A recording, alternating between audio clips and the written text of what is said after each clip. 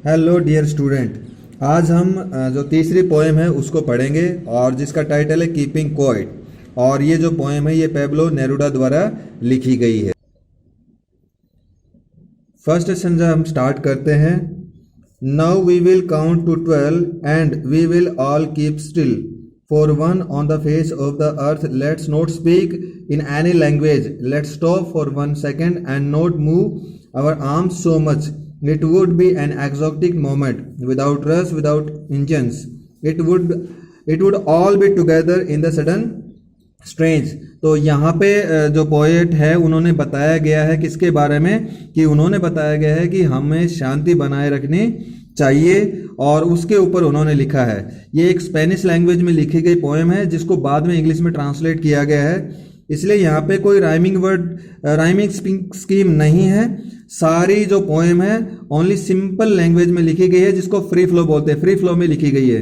ठीक है, तो उन्होंने बताया गया है now we will count to 12 कि अब हम 12 तक काउंट करेंगे। 12 तक का काउंट करने का मतलब ये है कि हम या तो 12 घंटे भी हो सकता है और 12 महीने भी हो सकते हैं। ठीक है, and we will all keep still, और हम जब तक शांत रहेंगे बिल्कुल, तो या तो ये भी कह सकते हैं कि हम पूरे दिन शांत रहेंगे, पूरी साल एकदम शांत रहेंगे।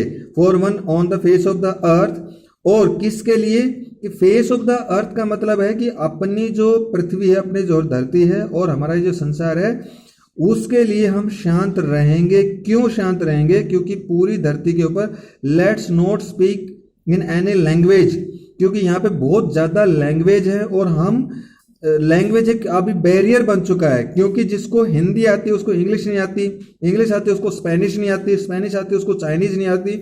अब ये सारी लैंग्वेज अगर हम खत्म कर देते हैं और हम जो साइलेंस में हम अपने इशारों के द्वारा या हम अपने जो अगर कुछ ऐसा मीडियम मिल जाए जिसमें हम अपने दिल की बात कह सके सामने वाले को और उसको समझ में आ जाए, ठीक है, तो उसका एक ही उपाय है कि हम सब अभी शांत रहें और शांत रह के अपनी लैंग्वेज से या अपने भावों से दूसरे को समझाएं। तो इसी के द्वारा हम एक दूसरे को समझ सकते हैं। लैंग्वेज हमारे बीच में एक बैरियर बन गया है, तो हम एक दूसरे को समझ सकें, इसके लिए उन्होंने बोला है कि चलो हम अभी कुछ भी नहीं बोलेंगे, कोई लैंग्वेज यूज नहीं करेंगे। Let's stop for a second, चलो अब हम अपने आप में इतने व्यस्त हो गए कि हमें एक दूसरे के किसी को कोई चिंता नहीं है, तो एक सेकंड के लिए चलो हम रुकते हैं। And not move our arms so much, अभी आर्म्स का मतलब यहाँ पे ये भी है कि हम अपने हाथ नहीं उठाते हैं, या फिर आर्म्स होते हैं जो आर्म्स एम्युनिशन जो हथियार होते हैं उनको हम एक दूसरे के ऊपर नहीं उठाते हैं। तो इसमें कवि का कहने का मतलब यह है कि अब हम लड़ाई नहीं करेंगे। It would be an exotic moment without rush, without engines, और यहाँ पे बहुत भीड़ भड़ाका हो गया है। रश का मतलब भीड़ है। विदाउट इंजन्स, विदाउट इंजन्स का मतलब है यहाँ पे कि कोई भी गाड़ी नहीं चल रही है, कोई एरोप्लेन नहीं चल रहा है, कोई व्हीकल्स नहीं चल रहे हैं। तो अगर ये सब नहीं होगा तो चारों तरफ पूरी तरह एकदम सुख और शांति हो जाएगी। We would all be together in the sudden strange, अब हम अगर ये सब हम हटा देते हैं तो हम सब एक साथ हो जाएंगे।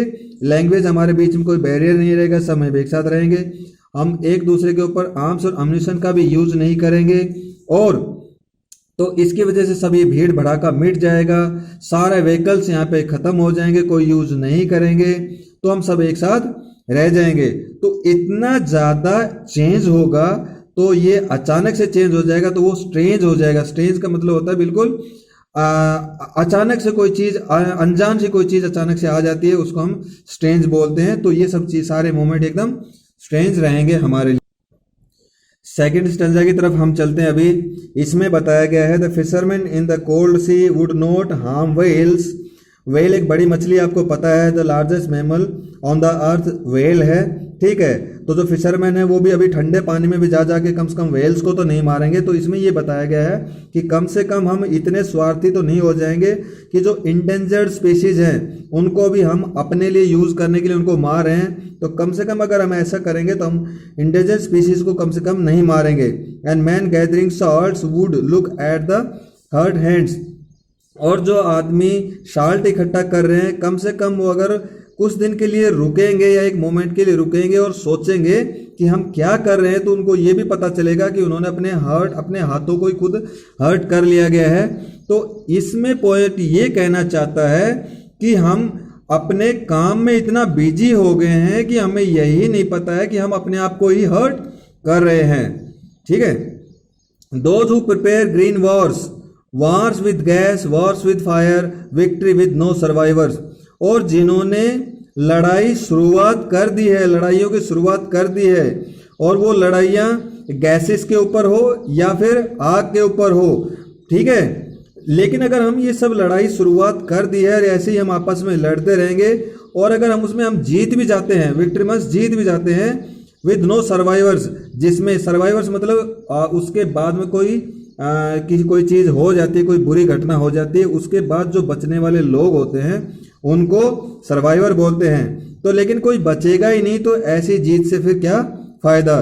Would put on clean clothes and walk about with their brothers in the shade doing nothing.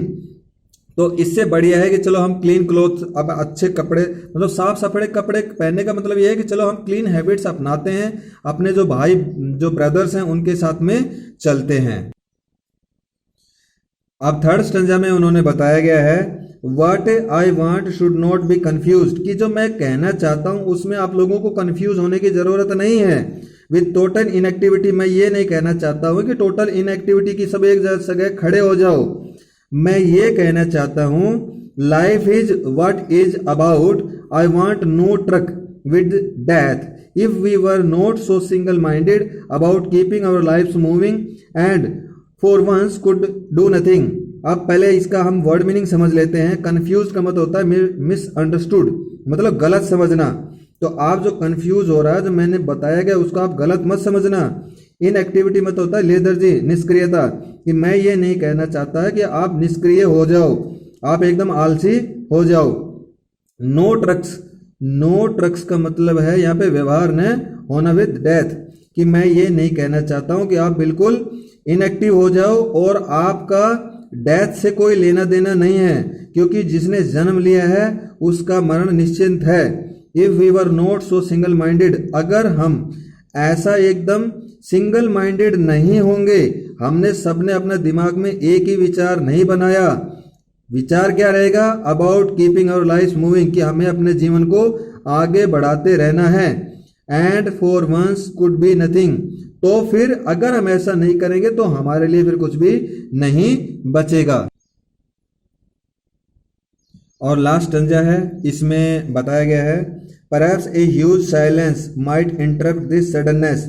और अभी इंटरप्ट का मतलब होता है बच्चे इंटरवेन, दखल देना किसी चीज में, और प्रोबेबली का मतलब होता है, या परहैप्स का मतलब होता है प्रोबेबली, शायद। शायद ये जो बड़ी शांति है, ये बड़ी खामोशी है, ये इंटरप्ट कर दे दिस सडननेस, ये अचानक कोई जो बदलाव होगा इसको, या जो अभी जो चीजें चल रही हैं उसको अगर ये साइलेंस आ जाएगी तो अचानक से उसको इंटरप्ट कर दे, रुकावट कर दे।